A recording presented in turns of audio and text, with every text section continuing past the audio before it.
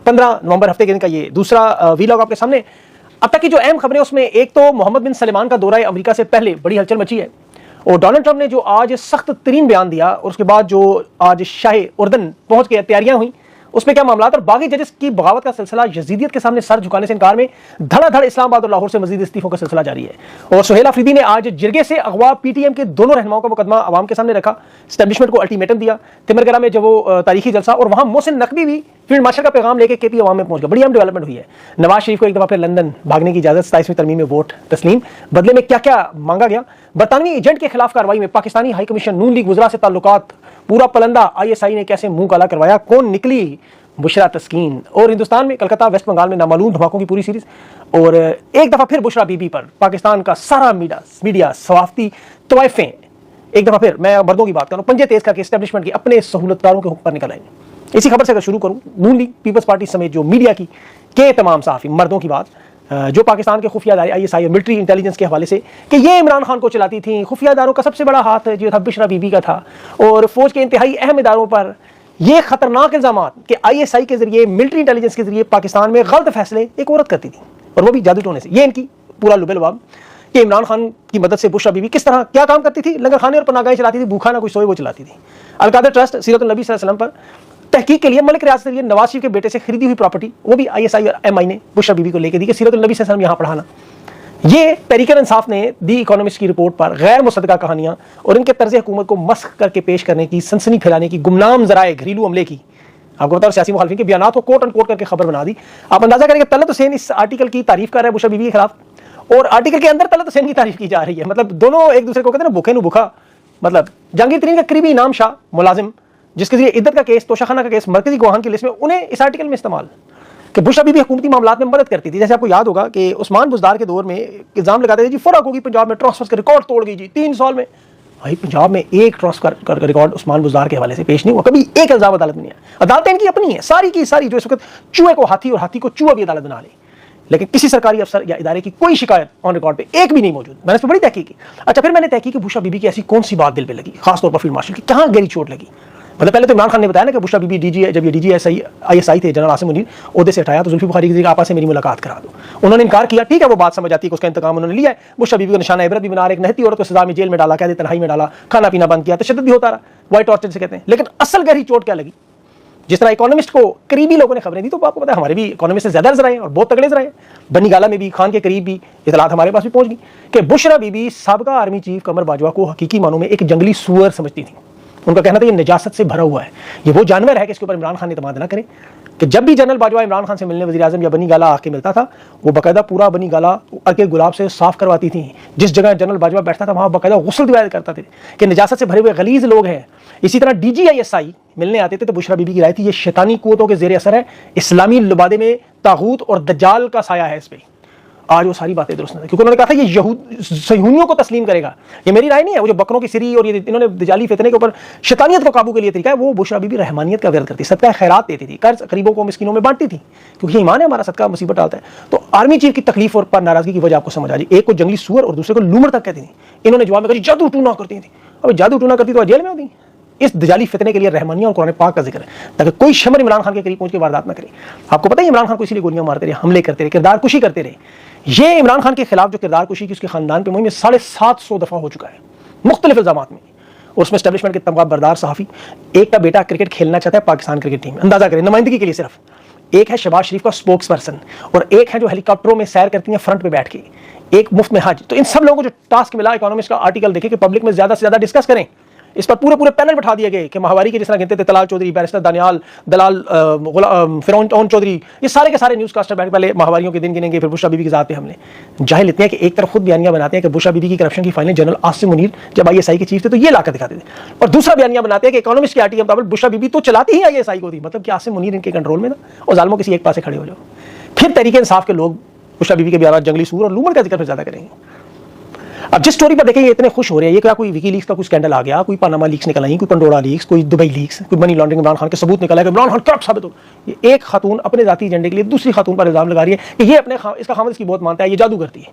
वो मोहल्ले की फफे कुटने कहते हैं बड़ी जादूगरनी, चलो मान लेते हैं।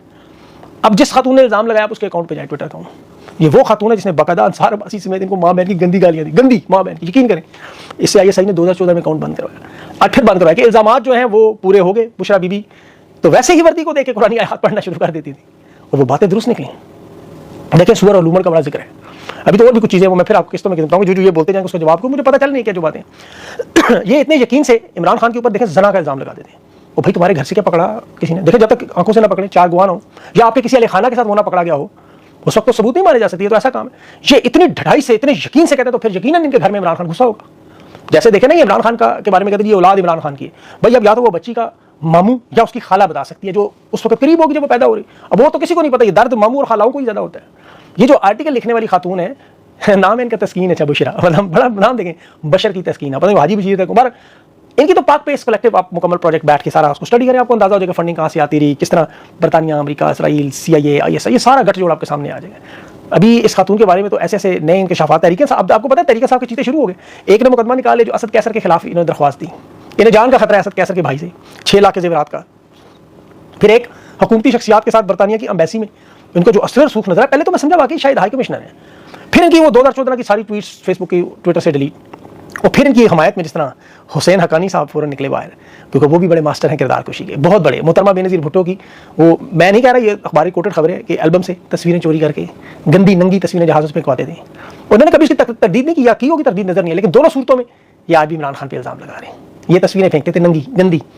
बुशरा बीबी के साथ शादी के बाद जिस तरह देखें, बाकी तमाम लोगों को दुख है, शहबाज गिल की ये बात है, मेरी नहीं है, कि इनकी किसी माँ बहन बेटी का अगर हक इमरान खान ने मारा है तो हम सब मिलकर इमरान खान से तीसरी शादी की दरख्वास्त करते हैं कि खान साहब आपने जहेज तो लेना नहीं, खुदा के लिए इनकी किसी जो रह गई हैं उनसे आप तीसरी शादी करें, जान छुड़ाएं, ये आपका पीछा नहीं छोड़ेंगे ऐसे। ये मशवरा शहबाज गिल का था। मेरे उसमें वजन जरूर है कि खान साहब को तीसरी, चौथी, 5वीं शादी इनके साथ कर लेनी चाहिए जिनको इतना दुख है। शायद को अरमान रह गए। आगे चलते हैं, हमारी बात कहीं और चलिए कि 27वीं तरमीम पे जजेस धड़ाधड़ इस्तीफे इस तरह फेंकने से ताश के पत्ते। इस्लामाबाद हाई कोर्ट में अभी सरदार एजाज साहब मुस्तफ़ी हुए, उसके अलावा दिन में एक और लाहौर हाई कोर्ट के जज मुस्तफ़ी हुए। अभी आज इतलाती के 3 मजीद जजेस का इस्तीफा है। फुल कोर्ट इजलास बुलाने की यही अफरीदी को जस्टिस सलाउद्दीन पन्नू ने जो दरख्वास्त की, उसका नतीजा ये निकला, यही अफरीदी ने जस्टिस सलाउद्दीन पन्नू को आइंदा किसी बेंच का हिस्सा बनाने का इनकार कर दिया, मतलब फारिग ही कर दिया। ऊपर से ख्वाजा आसिफ ने जस्टिस अतरमुल्लाह के बारे में बयान दे दिया कि जी देखें ये बड़े मुनाफिक हैं, ये जनरल ज़ियाउल हक के दौर में मजलिस शूरा की मखसूस नशिस्तों पर इनकी वालदा रुकन थी। अच्छा, ये नहीं बताता कि ख्वाजा आसिफ का बाप ज़ियाउल हक का बायां हाथ था, हर गंदा काम उस बाएं हाथ से ज़ियाउल हक करता था। 8वीं तरमीम मंजूर करवाने में सबसे ज़्यादा ख्वाजा आसिफ के वालिद का किरदार। अतरमुल्लाह पे इन्होंने इल्जाम लगाया कि परवेज़ मुशर्रफ की दौर में सूबाई वजीर का हलफ, आप गूगल पे जाके परवेज़ मुशर्रफ की काबीना का हलफ निकालें तो जितने सूबाई वजीर बने या कौमी असेंबली में आए उन हलफ उठाने वालों में ख्वाजा आसिफ भी शामिल, अमीर मकाम भी शामिल, वो सरदार यूसुफ, जायद हामिद, कमरुज़्ज़मान कारी, नून लीग के सारे अहम रहनुमा, और ये जस्टिस अतरमुल्लाह पे इल्जाम। अतरमुल्लाह ने बड़े काफ़ी सारे काम किए हुए हैं, लेकिन आप तस्वीर देखें मुशर्रफ के साथ बैठा हुआ है यूसुफ रज़ा गिलानी, अमीर मकाम भी है उसमें, अलीम खान भी है, रज़ा हराज भी है। और रज़ा हराज का बेटा तो आपको पता है यूनियन का सदर है, ऑक्सफोर्ड यूनिवर्सिटी, जान के वो मामला सेट करवा रहे हैं, मूसा हराज।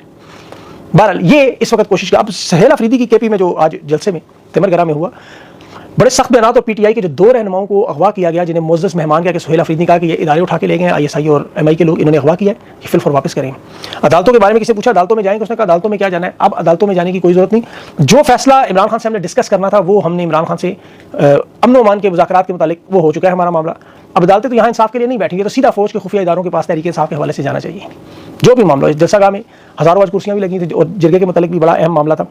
अब देखिए यहाँ हुकूमत ने जो इनके सहाफ़ी हैं वो दावा कर रहे हैं कि इमरान खान की रिहाई का मामला जो वो फील्ड मार्शल करना चाहते हैं उसके बाद 28वीं तरमीम के बाद, ताकि वो सदारत की तरफ आ जाए।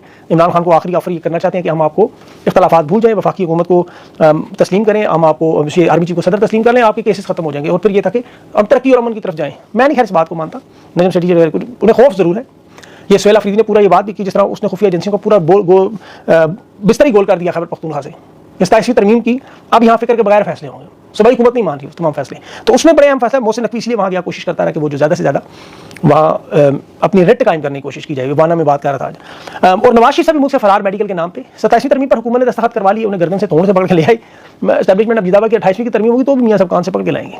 बेटी का दौर है, एक बेटी से पूरे मुल्क पे हुकूमत है मियाँ साहब, याद रखें, 2-3 तो पूरी दुनिया में हुकूमत करते हैं। तो 27वीं तरमीम का 28वीं का 29वीं जितनी करवाएंगे वो करेंगे।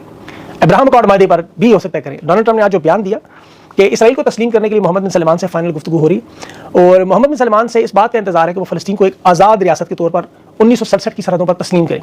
अब उसमें देखें मसला यह कि फ़लस्तीन के हवाले से जो कुछ भी मोहम्मद बिन सलमान ने मांगा, ट्रंप का कहना है कि हमने दे दिया है, अब इनका फैसला है, अगर ये कर दिया तो गज़ा में मुस्तकिल अमन होगा और सऊदी अरब अब्राहम अकॉर्ड मायदे में शामिल हो। लेकिन बाकी तमाम अरब दुनिया नहीं मान रही, दायरा ये मान के तो मुस्लिम दुनिया मान, बहुत बड़ी तारीख पर, लेकिन 1967 की सरहदों पर जाके वापस इसराइल के लिए नामुमकिन है, वो कह चुके हैं पहले। अब फील्ड मार्शल को यहाँ शाह अब्दुल्ला उर्दन का बादशाह आके मुलाकात करके उसी तरह दरमियान में आके कोशिश कर रहा है, जिस तरह पहले तस्वीर में वो दरमियान में आर्मी चीफ को खड़ा किया उसने, खुद उसे सदर वज़ीर आज़म सारे लेने गए, काबीना से गार्ड ऑफ ऑनर वगैरह वगैरह। तकरीर PTV पे भी चलेगी, दो तरफा मुलाकातें हैं। दो तरफा मुलाकातें यही है कि तुसी भी मान जो असी भी मान जा, जान छोड़े आपको कुछ पैसे दिलवा देता हूँ, और तो कुछ नहीं मिला। अभी तक ये देखें कि पाकिस्तान को इतने बड़े बड़े मामला में $1 भी नहीं मिला।